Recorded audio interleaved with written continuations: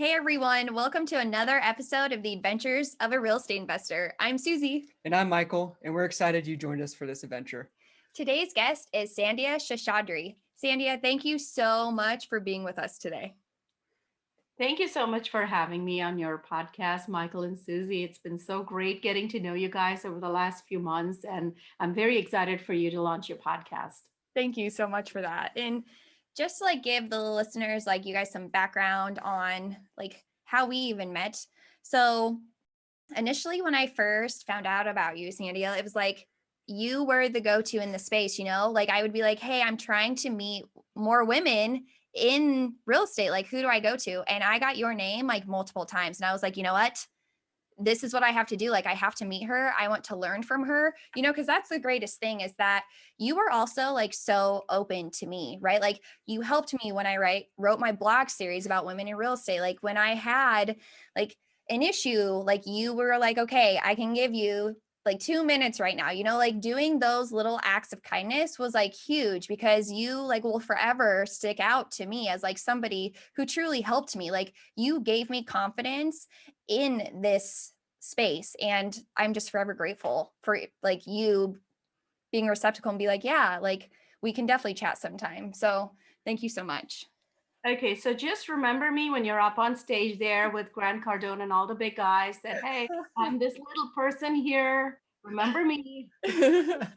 No, you will forever always be with me. So thank you. Yeah. And Sandhya, could you please share with our guests just a little bit about your background and then how you or why you started investing in real estate?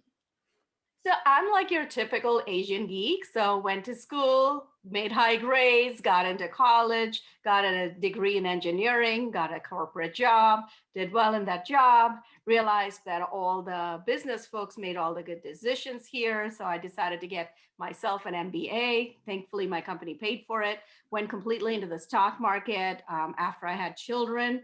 Out of the corporate rat race because I was so successful at it, even part-time during my corporate time, that's what I did full-time and made decent money from it, thanks to the stock market itself doing very well. But then I realized I was paying too much in taxes and I wanted to get into real estate.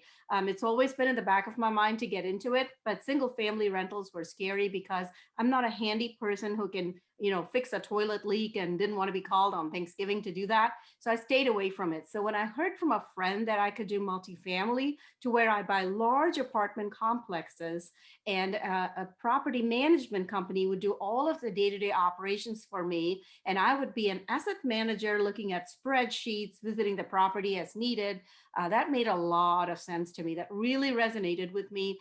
And I'm in Dallas. This is where I've lived for over 3 decades. So I joined a mentoring program here to accelerate my path to doing that and to get the network and the connections locally in Dallas. And that's what really got me accelerated and into my first syndication within about 8 months of joining that program. So, what really sticks out in your bio, for me, is that you were so successful, but then you're okay, well, I'm going to leave this job, that's supposed to be what everybody dreams of, to then go into the stock market. But you're I'm still super successful in the stock market, but I don't like the taxes. So I'm going to try something else that's new, that's huge. Those two leaps, most people can't even do one, right? They stay in this job that is just mediocre and it's just okay, because trying something else or leaving that employer is really scary. So you being able to do another jump is huge. But what I see often in this space, a huge difference between people who will not move into real estate because they love the stock market, that is a limiting factor for them. So what, besides the tax advantages, how were you able to move over? What else was it that you were okay, this is something that I definitely need to do? I think passive investing is one of the easiest ways to get into real estate.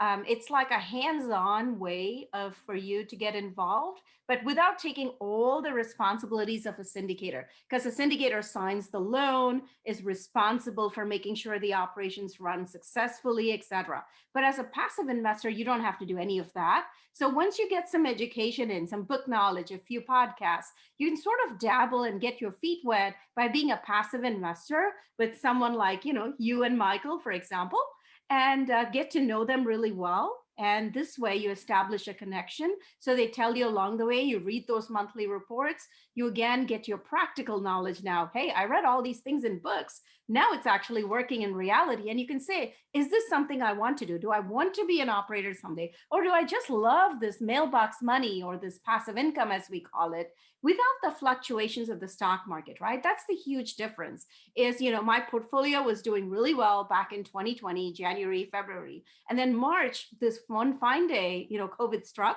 and I saw my portfolio fall a huge percentage, right? And I could take the risk because a lot of times I didn't count on the cash flow from that. But do you really want that heart attack kind of feeling when that portfolio dips, especially if you're planning to retire soon or you're planning to quit that job and have passive income stream coming for you, right? So this can be very stressful for a lot of people. That's why I say passively investing in multifamily is how I started too. So as soon as I joined this mentoring group, I built relationships with operators who knew what they were doing by investing passively in their deals and actively asking them questions to see, okay, this is something I love to do. I want to learn more. And this is all deals in Dallas. So I could even go visit those properties and learn the business to finally find my partners and syndicate my own deals. So I would say the first step once you get your book knowledge is to passively invest in multifamily. Yeah, that's awesome. And I want to hit on something that you mentioned, like going this roller coaster ride of the stock market and having that heart attack and you're trying to retire and living off the cash flow from the stock market. Like a lot of people are like, oh, well, if you invest in index funds, over time, if you look at the trend over time, that continues to go up, right? And you have this return of a certain percentage every year, right? And over time, then you'll get that. But what if the time that you want to retire is the time that it's down, right? And your portfolio is down several $100,000, if not, close to $1 million. Like I saw my parents lose a lot of money, their retirement funds, because it was in the stock market. And my mom had to end up working another 15 years because of that, right? So yeah, I just wanted to hit on that because a lot of people don't think about that. Like, oh, well, over time you'll make this money. But then when you want to retire, if it's a bad year, you're kind of out of luck. Or if that's a year like me, if you're a parent and you're sending your kid to college and you're counting on that education fund to be available for you and it's not. So the reason I like multifamily is rent is always due the first of the month, right? And people need a place to live. It's a very fundamental need. It's not a luxury item like a Lamborghini or something or a sports car, right? Yeah. So people will always be needing a place to live. Rent is due at the beginning of every month. It's a necessity. And so you'll always have a need for renters. I know all of us in our lives at some point have probably rented an apartment before buying our own single family home, right? And if you look at the trends now, whether it's retirees, millennials, et cetera, a lot of them don't want the responsibility of looking after a home. Also, the affordability and availability of homes in the right place drives people to at least rent for a couple of years, especially when they're students, they usually rent, and initially when they get a new job. So it's a trend that's never going to go away. It's always going to be in demand. So in that sense, when you can get a regular income stream from investing in apartments, you're not going to be subject to the fluctuations of the stock market. I mean, last year we had the pandemic and both my properties that I was actively managing, the assets, the income never stopped. I mean, there was one property where I have 86 doors. One tenant did not pay their rent and was taking advantage of the eviction moratorium. Everyone else at least made partial payments and worked out payment plans with us. So our property has done so well. We made like a 20% kind of distribution to investors a couple of months ago. You don't see that kind of steady cash flow from anything else. I mean, retail suffered, businesses, office buildings, as people started working remotely, all of that suffered, but people still needed a place to live. And that's why I think multifamily is like the crown jewel of all of this commercial real estate investing you could do. No, absolutely. And something that you said that really stuck with me is that like in March of last year when COVID hit, like we saw a dip in the stock market. But you know what else the news decided to chat about? How nobody could pay rent and how rent collections were so low. It was just the media making it seem like no one was paying, that like the landlords were the bad people because they wanted like rent payments. Like it just became this whole, dramatic scene. And what I would love, and I know you explained like how your two properties did well. And, like even Michael and I have seen that like with our properties, like it's really just talking to them as well. Like, hey, educating like the families, like, did you know that this is something you're going to have to pay eventually? Like, this isn't something that just disappears. But what I also think people don't understand is that like it's not like the multi-billionaires of the world who own these apartments, right? Like these are what people like who have lived in apartments before are doing for a living as well. So like when you don't pay, you're also greatly affecting like somebody else's life, And I mean, there's just so much to go into that, but like, what are you seeing like right now for like current market trends, like for real estate investing or multifamily in particular? No, I want to say real quick that we are small business owners too, just like someone who owns a restaurant down the street and you want to support them through COVID. Yeah. It's the same thing. If you don't pay your rent, then we can't pay the mortgage back to Fannie's or Freddie's or private lenders, etc. So we suffer too. So we're also small business owners.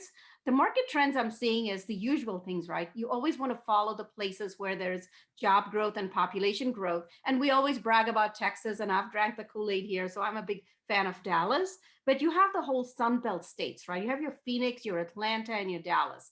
And what COVID has done for all these three main markets is that it's accelerated the movement of people and jobs over here. You all have seen the trend of half of Silicon Valley seems to be moving to one of these Sun Belt states. Mm-hmm. So whether it's the East Coast, the West Coast, Chicago, places like that, there's a population and job growth happening in these Sunbelt states. And usually especially in the Dallas area, have been able to keep up with the demand by building ahead of time new construction. But what happened in 2020 through COVID is that new construction permits for apartments was also down by over 40% compared to a typical year, compared to 2019. What this means in 2 years from now, you're talking end of 2022, 2023, when these apartments would be built, we also see the trend of population increasing like crazy in these places. We're not going to be able to keep up with that demand because we had that many fewer permits issued last year. So end of 2022, 23, when you're looking for a place to live, there's going to be a smaller supply and a greater demand. So what is that going to do? We're going to be having higher rents and cap rates are going to compress. So more than ever, today in 2021 is a fantastic time to be invested in multifamily in the right locations, which is low crime, high growth of jobs, diversity of jobs, not just one, let's say Air Force Base, for example. Mm-hmm. So when you invest in these three main metros, your Atlanta, Dallas, Phoenix kind of places, this hyper supply of jobs and people moving in with the reduced demand is really going to make any apartment investing in these zones to be huge. And it's going to, in my opinion, beat your stock market returns, unless you're particularly good at playing the stock market and you happen to pick that one Tesla kind of stock before it, went crazy and got, into the market index and all of that. Yeah. So that's my prediction of the market in 2 years. If I you're love not investing in apartments today in one of these three markets, you're missing out. Yeah. FOMO, seriously. Yeah, I know. I love that. That's great. And one thing that people don't think about too is like, how they're asking like, well, how can you raise rents on apartments and things like that? And like, well, when the markets are so hot on the residential side of things, people are priced out of homes. Like they seriously can't even afford it because a lot of these homes in these areas, like even in Tulsa, we're seeing that like the supply is up 20, or like the prices of homes are up 25%. Like the people who would want to buy a home can't afford it now, right? So they've got to find a place to live, right? Yeah. So We're seeing that in Dallas to where once a home is listed for sale, there's about 50 people waiting in line to see this house and make offers.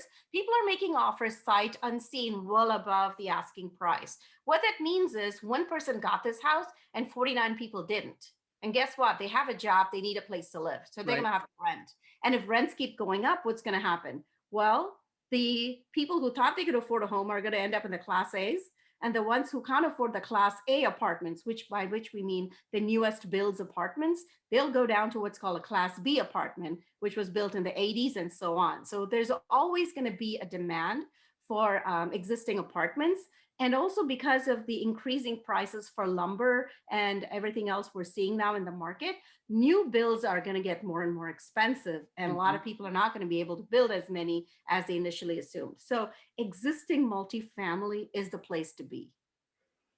Yeah.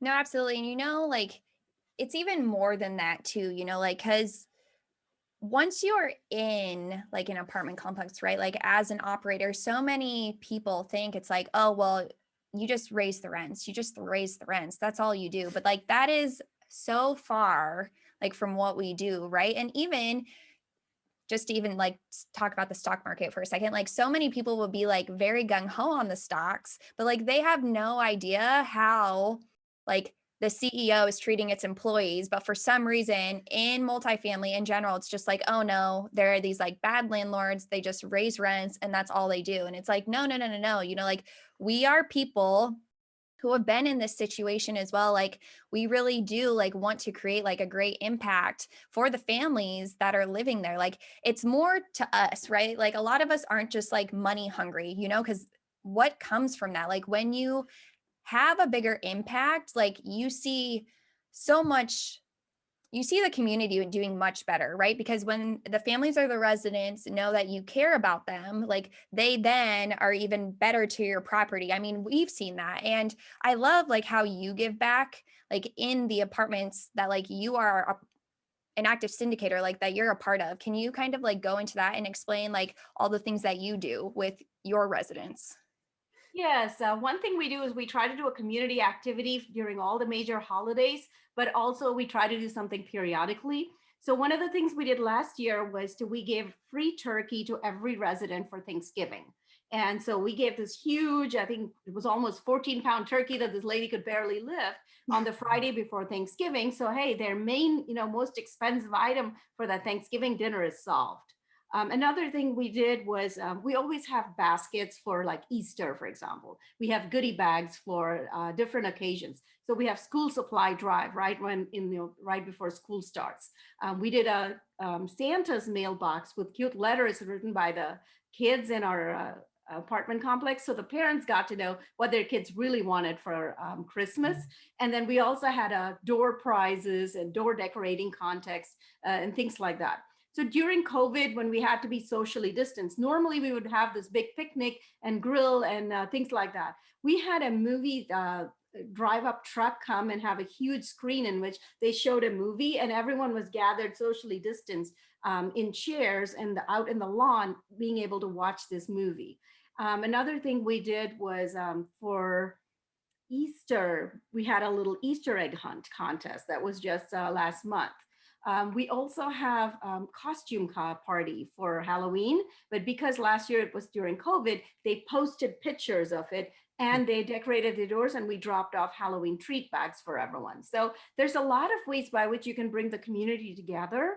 One of the things we did during COVID with rent collection challenges is we had a day set aside by our leasing manager to sit one-on-one, socially distanced outdoors in the picnic area to help everyone fill out the applications for rent relief programs offered by the local authorities as well as the state. And so we had everyone except one tenant qualify for it. And so we were fully caught up and we got payments for 3 months. So our delinquency was like, except for that one tenant, it was less than $100 one month, right? So you don't see numbers like that unless you make that effort to work with your community and let them know, listen, if you don't keep paying rent for so many months in a row, it's going to affect your credit. Next time you go out to lease an apartment, you're going to have these issues. So work with us instead. So we are here to help them because we know what it's like to be, a poor student or someone who's had a job loss or anything else because of COVID, just fill out the paperwork. We have so many rent relief programs here to assist you, and we'll work with you on a payment plan.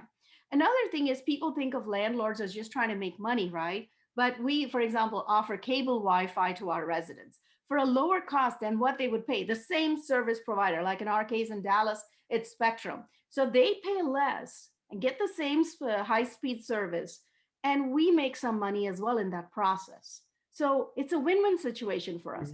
So there's numerous ways we make a positive impact on our residents as landlords.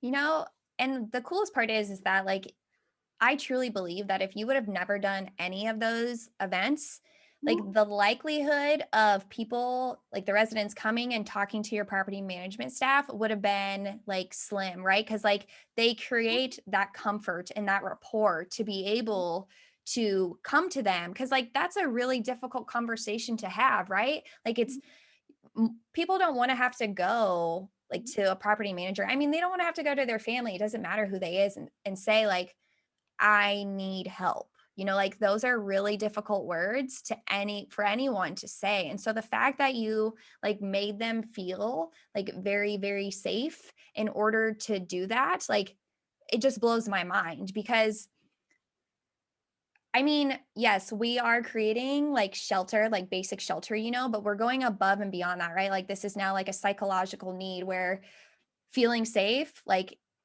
it just speaks volumes. And so I really love that like you had that kind of turnout for people coming and asking for help. I really do. Yeah, and one other thing I want to talk about just rent increases is people think landlords do nothing and just ask for a higher rent, and they couldn't be more wrong.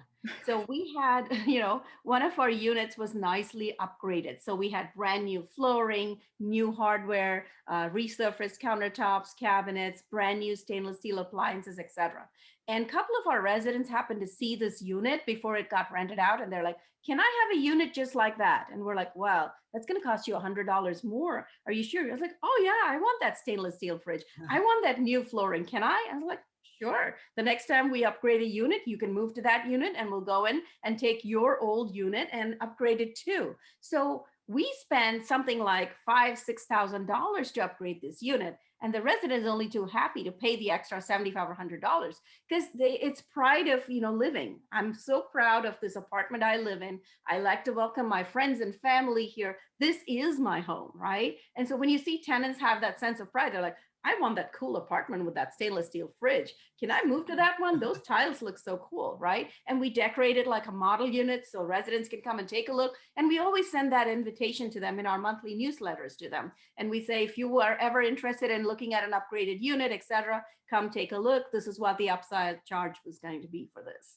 And most of them want it. They're willing to work hard to pay that extra $100 so they can live in that nicer apartment that looks all modern and new and nicely furnished, just like a Class A apartment, but for hundreds less, for basically the same amenities.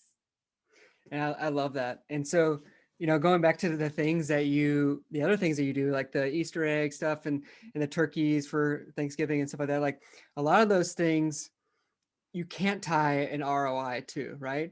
It's hard to say, okay, hey, we're going to spend, $1,000 on turkeys and, but there's no tangible ROI to that, right? For your investors to see. But the thing is like, there's another ROI that you're focusing on, right? And that's the return on impact. And it's really, getting into, resident retainability. Like that's something it's hard to model. It's hard to put numbers to, right? But you can track that as a KPI, like how many residents you retain and things like that. And you can see what impact it's having, right?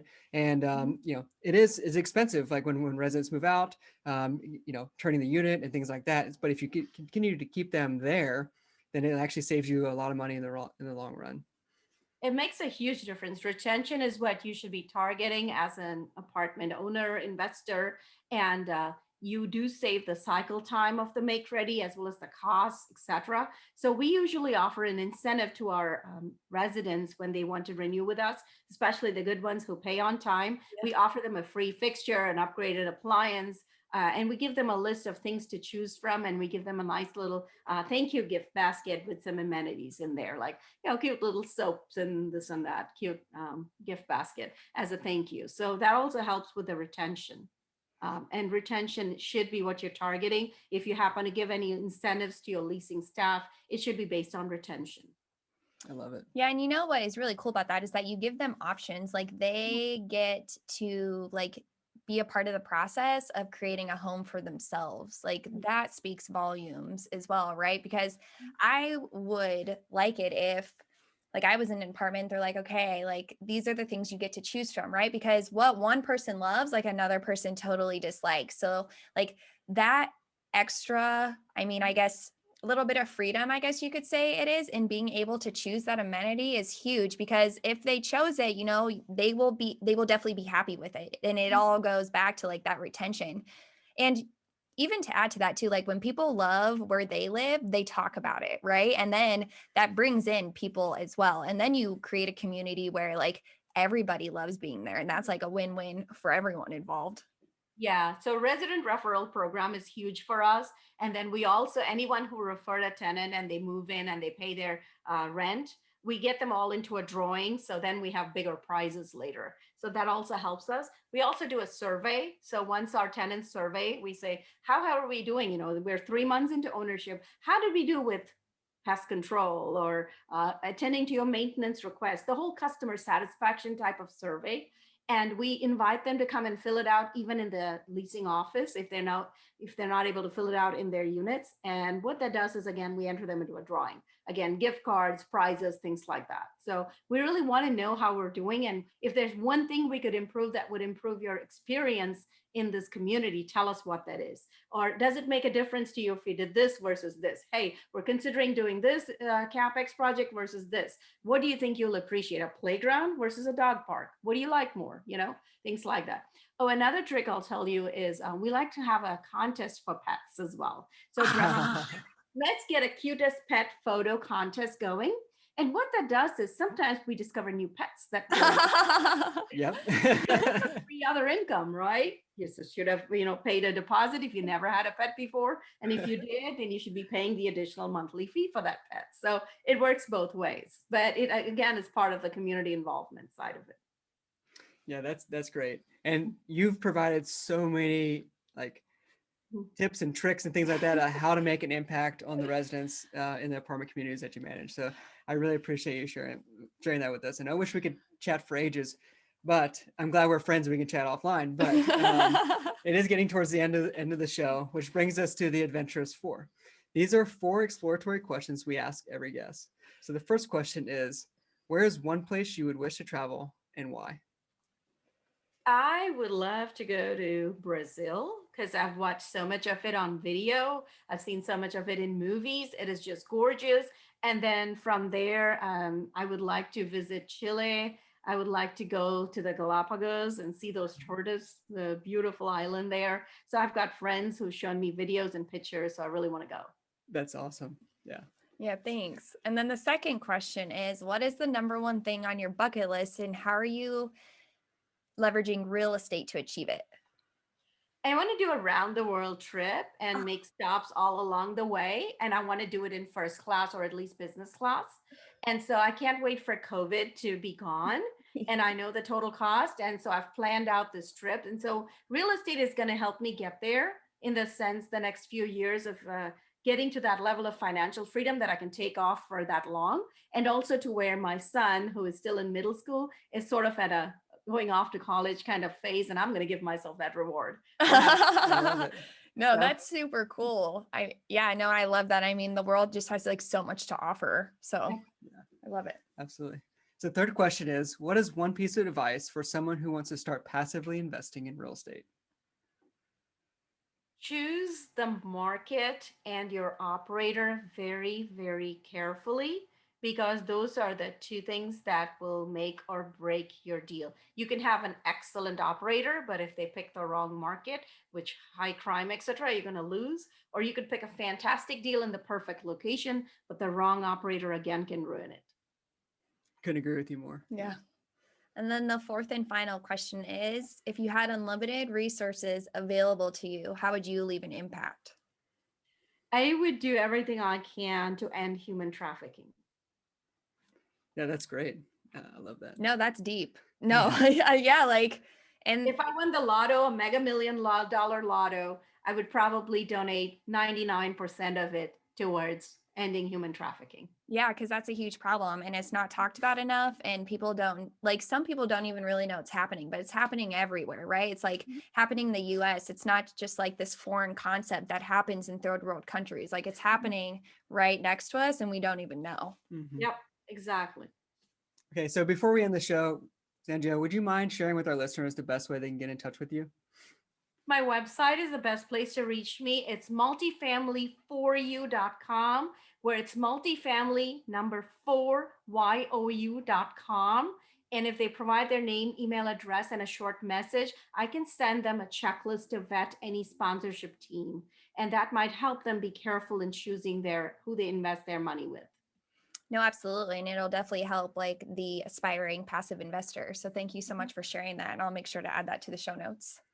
It would also help a future syndicator to make sure they check all these boxes before they go ahead and have a deal that they present to a passive investor group. Are you ready to answer these questions? I love it. Yeah, that's that great. is actually really true. So thank you. You like created a blind spot for me, like made me aware. So I appreciate that. But no, thank you so much for being on the show with us. Like Michael and I do truly appreciate it. Like we can't wait to have you on again and we cannot wait like to continue the friendship that we've already built. So we're so happy to have you here. Thank you so much again for having me on your show. I'm truly excited to see what the future holds for you guys. You are rocking this. Thank you so much. Until next time, explore more, adventure awaits.